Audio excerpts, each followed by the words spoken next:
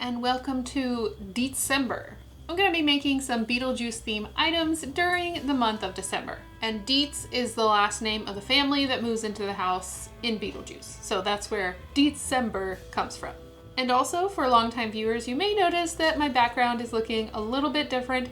I am moving things all over the place to make this room a bit more efficient. I will be putting that video up in January so that you can see everything. But for now, we're going to focus on Lydia Deetz. I've had the doll body for Lydia for quite a while, but I've been putting her off because I know she's going to be a challenge. I am hoping to ultimately make at least 2, maybe 3 outfits for Lydia, but in this first video, I'm going to be putting together her doll form and just making one of those, which is going to be the red wedding dress. In the future, I hope to make her school uniform and either her black outfit with the hat, or I really love this outfit from the cartoon. It would be a great reference back to the cartoon for her to have this. I just really think it looks like a fun, comfortable outfit. The focus for this video is definitely the red dress. It's going to take quite a bit of work, so I'm ready to get started. You can tell this project was a long time coming because I have 3 packages from 3 different creators that all contain pieces that I have been saving for this project, for Lydia. So the first is from Misfit Dolls, made by Maya. I purchased this doll along with the dolls for Barbara and Adam, and I just didn't have time to figure her out when I created Barbara and Adam. And also Maya sent her disassembled, so I will have to figure out how to put her together. This next box was some Happy Mail from Chantal from Raven's Minis. She sent it quite a while ago, and in the message she said that this was red lace specifically meant for Lydia's dress. So I'm so excited to finally be able to use this and also unpack the box because it has so many wonderful additions to it. The lace itself and then so many beautiful fabrics, but I wanted to keep it all together so I could show it to you when I finally got to using the lace. So I'm going to put this all away and hopefully be able to use it for some projects coming up very soon. Also, it had plenty of spider confetti in there, so I think Lydia would have loved that.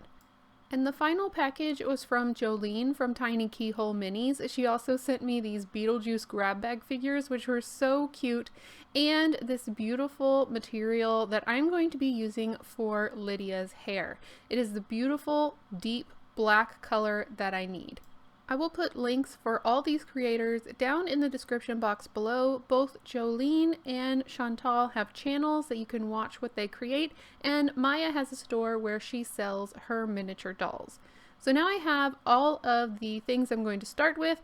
The first thing I need to do is put Lydia together. Now Maya's dolls usually come pre-strung, and that's how I've gotten them before. This was just kind of an experiment to see if I could do this myself. And I will say Maya's a lot better at this than I was, but she was so helpful in helping me get this doll together. In the note that Maya sent, she said she tried her hand at sculpting a face specifically for Lydia based off of Winona Ryder, who played Lydia in the movie. So she sent a few faces. She also sent one of the sculptable faces because that's what I used for Barbara and Adam, but I really love the sculpt she came up with, so I'm going to use that and give myself a little bit of a break from sculpting. Now I'm going to find all the pieces to the doll, use the elastic string, and put her together. I did have to do this a couple times, and Maya was so helpful in telling me that I just wasn't pulling the strings hard enough. I was afraid that I was going to break something, but these dolls are so strong in their printing, and I just had to really yank on the strings and tie them really tight, and then I was able to get her to work. So now we can move on to the red dress. I was looking through the reds that I have, and honestly I don't have a lot. I do have this tulle from making Miss Argentina, but I just didn't have a lot of solid reds, and the solid reds I did have really kind of hurt my eyes. So I decided to go with this flower print. It's all going to end up being covered up in the end, but I think the darker red base is going to work well. I started by cutting a square and then a small hole for her head to go through, and then I could figure out where I needed the edges of the dress to be. This seems to be how I'm starting all of my clothing nowadays. I used to do a lot of patterns, but now I'm just kind of winging it as I go along. In order to keep the neck hole from coming unraveled, I covered it with glue to fray check it. And then I'm going to use some glue and my mini clover iron to hem the edges of what is eventually going to be the sleeves and the side of the dress. I cut up the back of this because I am going to have to be able to make this removable so I can change out her clothing when I want to. I added glue again on the edges of the piece that I slit just so that nothing starts to fray. Then I can check it again and make sure that I like how it's fitting. I tried putting a little tool in the opening where her head is going to go, but I ended up not liking that and cutting it off later. Now I'm going to attach the two sides, which is basically going to make a little vest, which will be the top of her dress. This is easily done by adding some glue, overlapping the two side piece panels, and then using my iron to set it in place.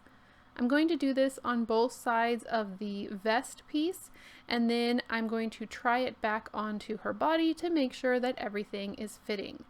So the vest piece I just made is basically going to go back on backwards so that the opening in what would be the front of a vest type garment is in the back, and this is what's going to make it easier for me to put the dress on and off. And then her sleeves are going to be short. In the original example, she has these mesh sleeves that come down longer, but this is going to be almost impossible for me to get hands in and out of, so I'm skipping that part of the dress. Now I can work on the skirt. The skirt is going to be made of multiple panels that are cut in a triangular shape that don't have the top of the triangle, and I'm going to attach these together. There's 5 total panels, and I'm hoping I've watched enough Rachel Maxey that I can kind of just figure this out as I go along. You will see that I'm using a lot of glue joints and glue hemming, and while that's not going to be the strongest way to attach these pieces, you will see I'm going to be doing a ton of hand sewing down the line with a bunch of lace, so all of it's going to be attached anyway. This is just an easy way for me to get the shape of the dress together. Once I have all the skirt pieces attached, I can hold it up to my Lydia doll and see how long I need the skirt to be. I'm going to hem the edge, and then I can attach the skirt completely together by connecting the last 2 pieces. After the glue is set in place, I can go ahead and turn it inside out, and this is going to be my finished skirt. I definitely want it to be smaller at the top and more open at the bottom to give it more of that ball gown type look that I'm going for. Now I can slip it back onto my doll and see how it's going to attach to the vest that I already made. At the moment, everything is looking very loose and not very fitted, but we're about to fix that. I'm going to be using some embroidery thread in the same color, and I'm using a gathering stitch to go all the way around the top of the skirt. This is going to allow me to pull the string, and it's going to make the skirt tighter. Once I have that gathering stitch in place, I can add it back onto my doll and pull it tight around her waist. This is going to scrunch up the vest that I previously made and make it tighter to her body. Then I added glue just underneath the skirt part where the gathering stitch is and pulled it tight. This is going to glue my 2 pieces together.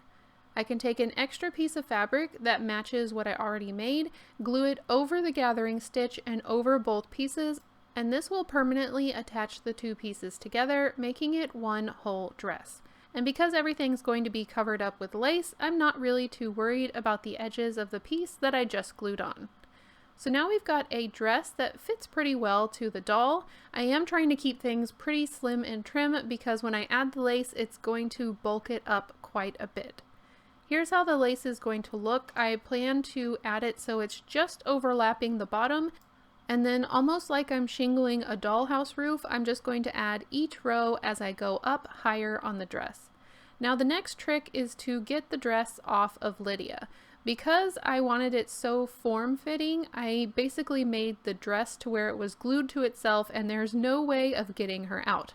So I tried to carefully cut up the back so there's an area I can open to get her doll form out. This is going to make it so much easier to get the lace onto the dress. I'm using some more of that red embroidery thread that really closely matches the lace, and I'm going to hand stitch all the way around. It is going to take quite a while. It took me all the rest of the day. I did this while I was laying in bed watching a few shows, and this was the final result.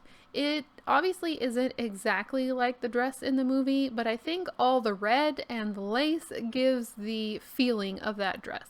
And once you see Lydia in it, you will definitely know what dress it's supposed to be. So here is how she is looking inside of the dress. As I said, a lot of the lace is going to build up bulk, and the dress is feeling very stiff at this point. I wanted to add a bit more red material to again bring back that waistline, and this is also going to be the piece that I'm going to use as a closure so that I can close the dress around her body once she's in it. To make sure that this piece of material doesn't fray, I covered it with some Mod Podge and let it dry. The Mod Podge on the back of the fabric keeps me from having to hem it, which in turn keeps it a very thin piece of material. Now I'm going to add a very, very small magnet to this material and then flip over one edge so it's embedded in the fabric. I'm hoping this will keep the magnet in place, and this is what I'm going to use as my dress closure. I felt like any Velcro was just going to be way too bulky on this teeny tiny dress. She's really only between 4 or 5 inches tall.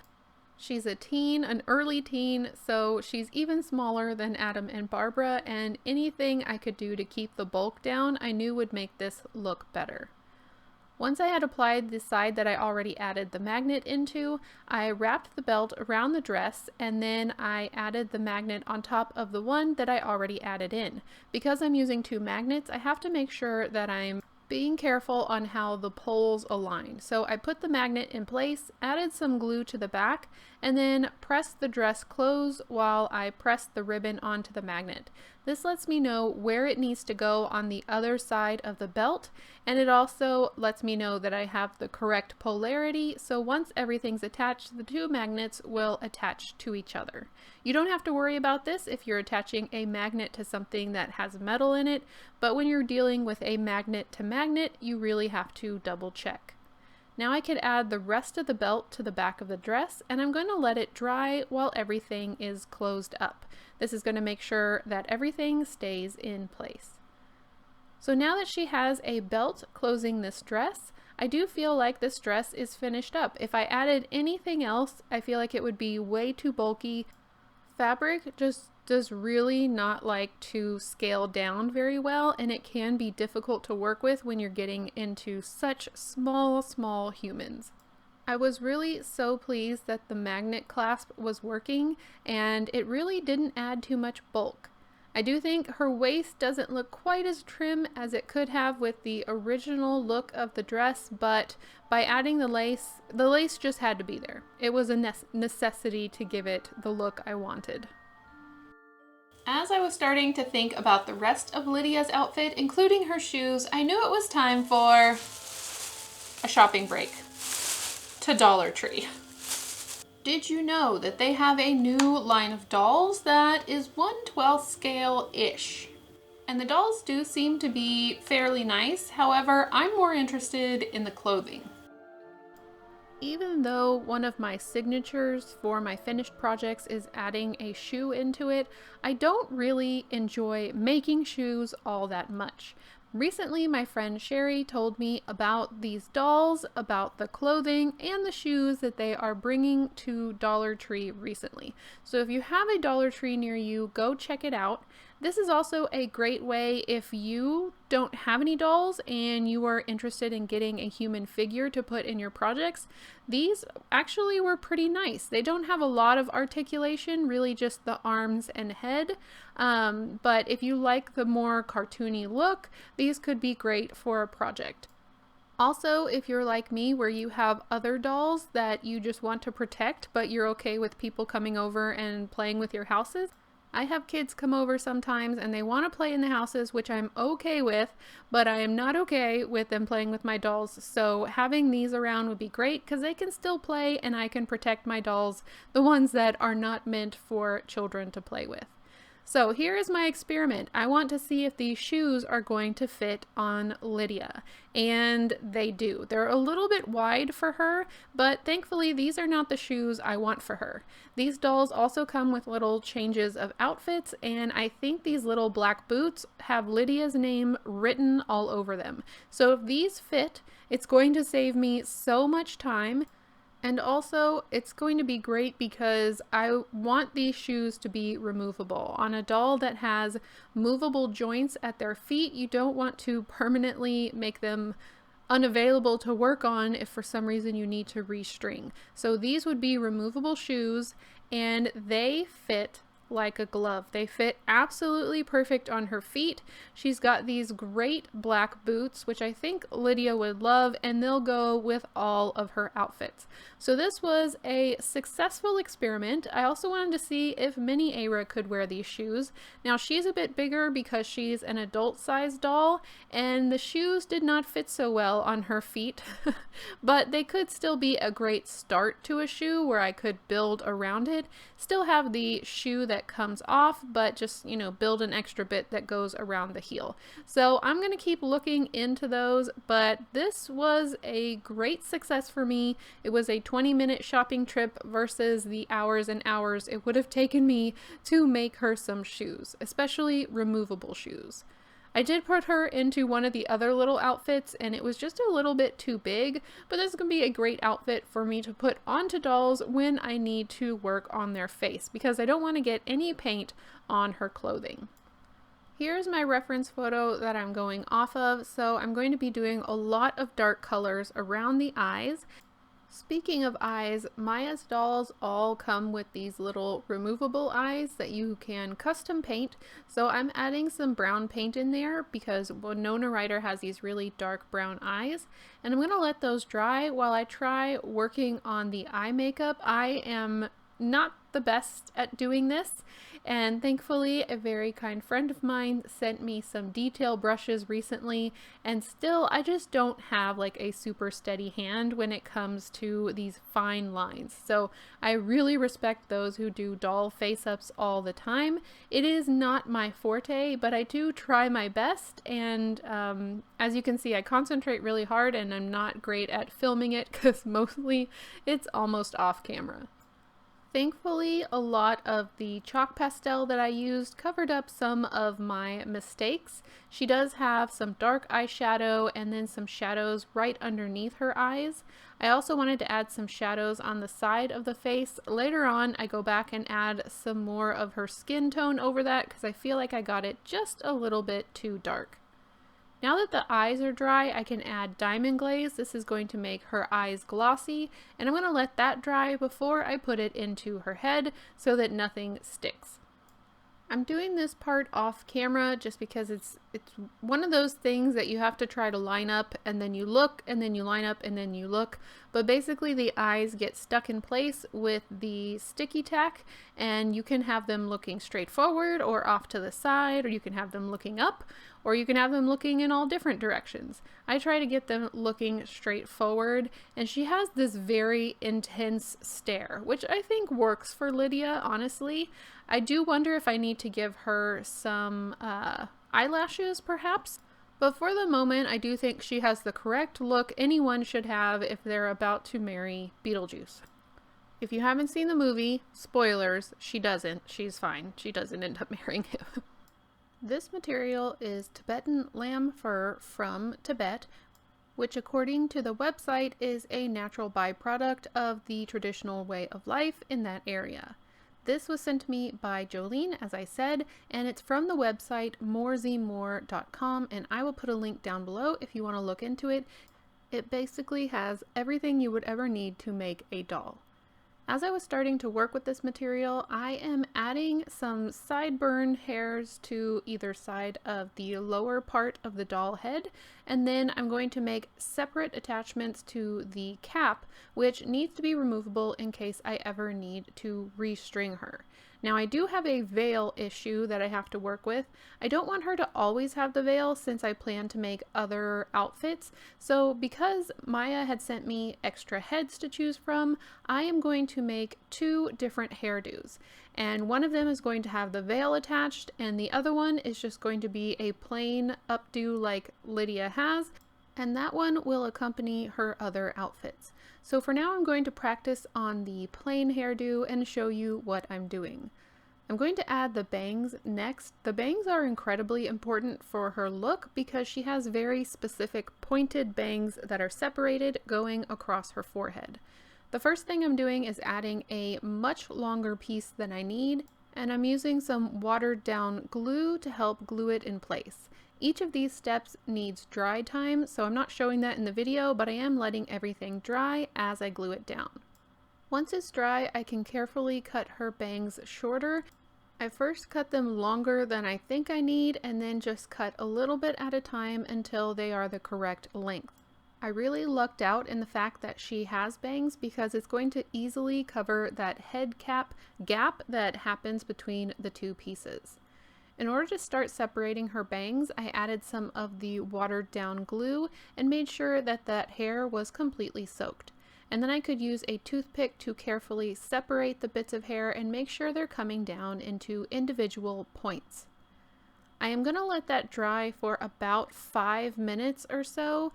And then before it dries completely, I do want to remove her head cap because I need to make sure nothing gets permanently glued to her forehead, especially since this has to be removable. So I'm removing the head cap and then I can clear off any of the excess hair or any glue that was on her forehead and make sure that gets cleaned up really, really well. Once her bangs are fully dry, I can trim them up a little bit before it goes back onto her body. This is actually a really helpful thing to have to be able to remove her hairdo to make it look exactly how I want without risk of scratching up her face.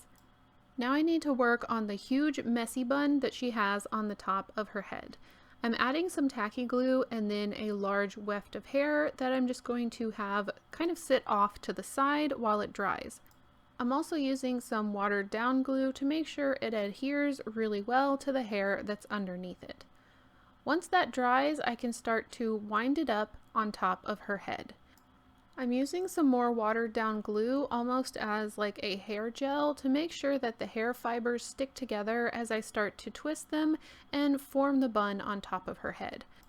I am twisting and swirling the hair as I go, allowing it to sit into the glue and glue to the previous hairdo that I've worked on.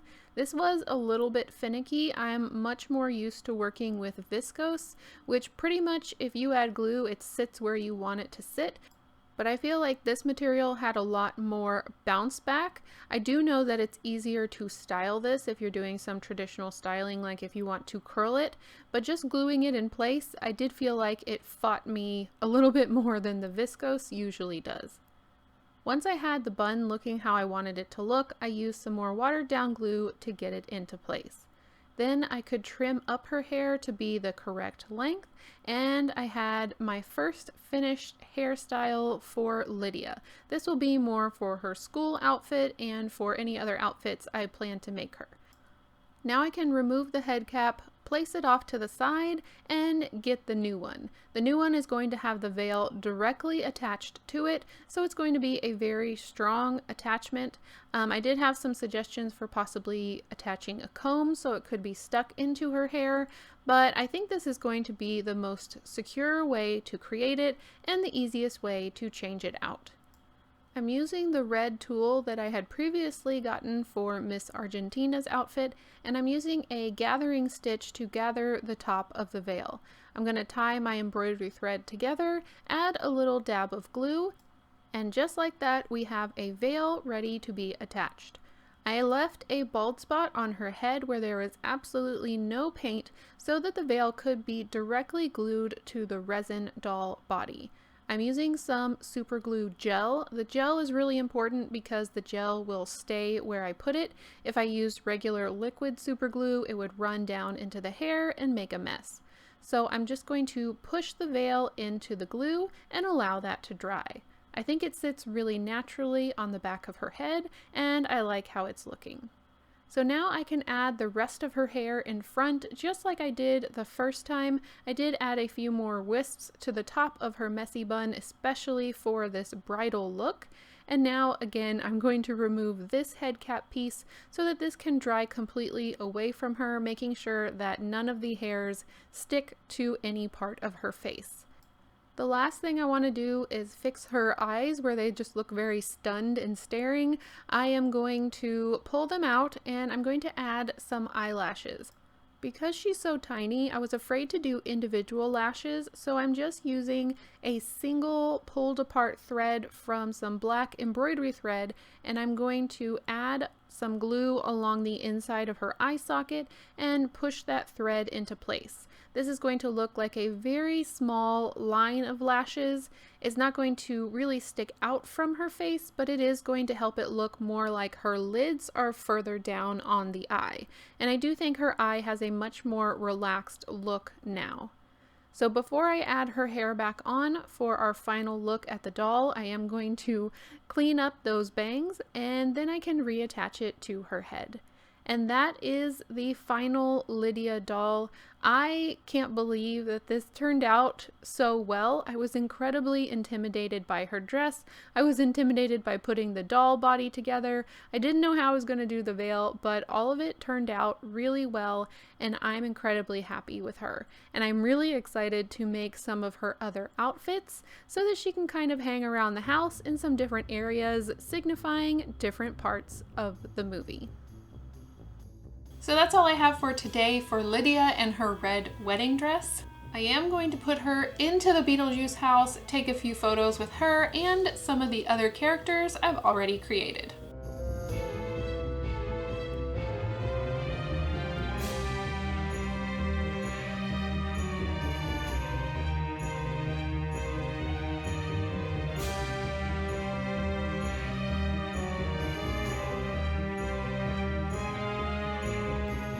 I just couldn't help myself because the Addams family is back. I had to add a photo of Lydia and Wednesday hanging out together.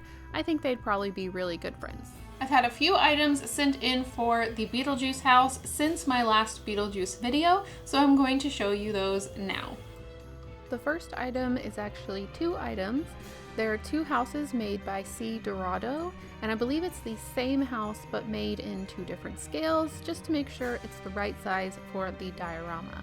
And this is the house from the film that C took inspiration from.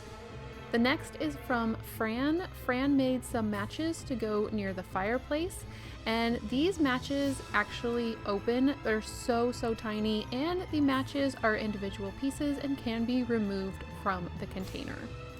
The next two items are from Brad, and I just had to show you the cool packaging. This is the hat boxes that you see at the end of the film when Adam starts the music so that Lydia can dance in front of the fireplace. They are so detailed. And this other larger box has one of Delia's sculptures, the one that you see in the film that I did not make. This is the one that the movers throw onto the table, and she's incredibly insulted. And I cannot wait to find a place to put it. Thank you so much to everybody who sent something in. I cannot wait to dive back into this project. Speaking of this project, even though I'm calling this Deetz-sember, I am still taking it rather easy on myself because this is a very busy month for my family. So I'm going to be trying to make some of the videos Beetlejuice themed, even though they may have other items in them that I previously agreed to doing videos on. I'm going to try my best. But I am happy that I at least got one Deetz family member made, and I'm pretty happy with how she came out. Let me know what you think in the comments down below and which Deetz family member you're excited to see next. Not in December though, it'll have to be in the future. I hope you all have an amazing week, and I'll see you in the next one. Bye. Okay. Shopping! Shopping! Shopping! So I'm doing this entire rearrange and I don't know where anything is. I mean, I do, but my natural instinct to go to one certain spot in the room to get something is now all completely messed up because things are in other places. I know it'll all come together. I'll just be confused for quite a while. But that's not really a new thing.